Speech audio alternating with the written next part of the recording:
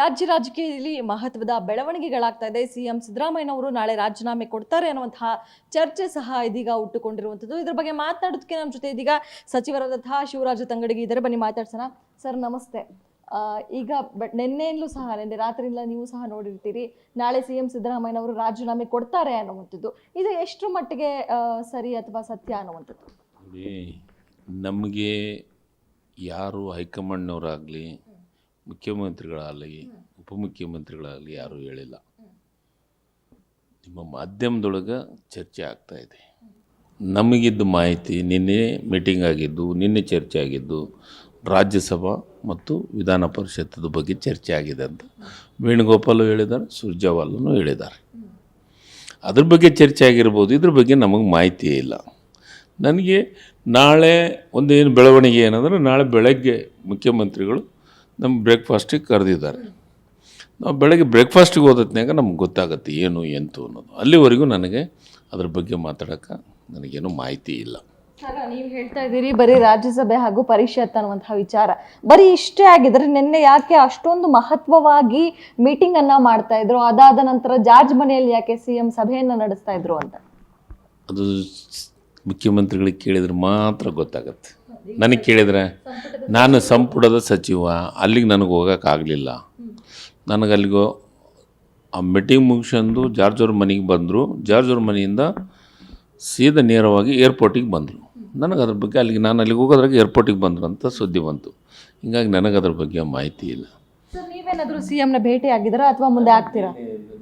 ನಾನು ಸಾಯಂಕಾಲ ಭೇಟಿ ಆಗ್ತೀನಿ. ಸಿಎಂ ಮುಖ್ಯಮಂತ್ರಿಗಳ ಹತ್ರ ಸಾಯಂಕಾಲ ಹೋಗ್ತಾ ಇದ್ದೀನಿ. ಅವ್ರಿಗೆ ಭೇಟಿನೂ ಆಗ್ತೀನಿ. ಸಾಯಂಕಾಲ 5 ಗಂಟೆಗೆ ವಿಧಾನಸೌಧದಲ್ಲಿ ಭೇಟಿ ಆಗ್ತೀರಿ.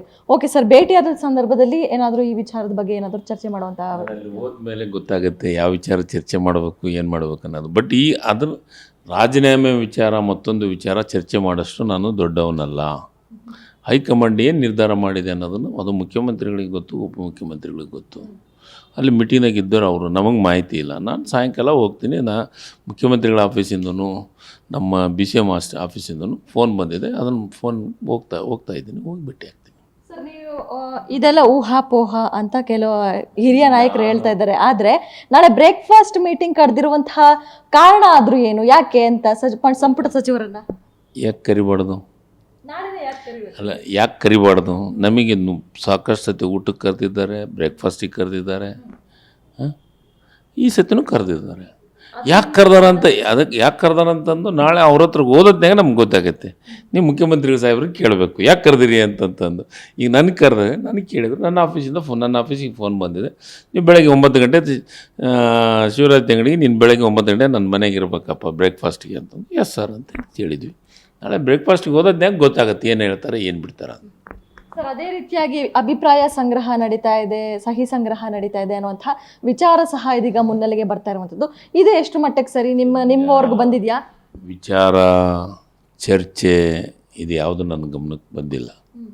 ನಾನು ಬರೋವರೆಗೂ ಅದ್ರ ಬಗ್ಗೆ ಮಾತಾಡೋಂಗಿಲ್ಲ.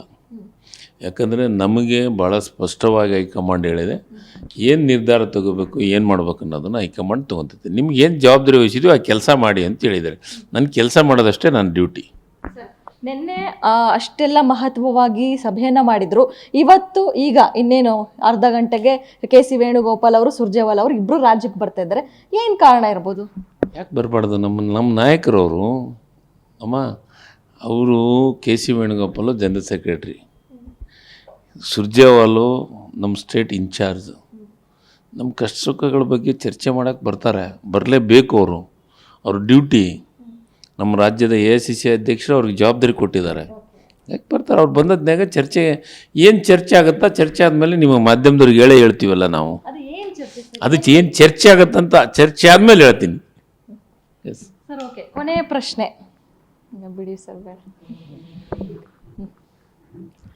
ಇದಿಷ್ಟು ಶಿವರಾಜ ತಂಗಡಿಗೆ ಅವರ ಮಾತು. ಕ್ಯಾಮರಾ ಪರ್ಸನ್ ರವಿ ಜೊತೆ ಕವನ ಶಿವಣ್ಣ, ಗ್ಯಾರಂಟಿ ನ್ಯೂಸ್, ಬೆಂಗಳೂರು.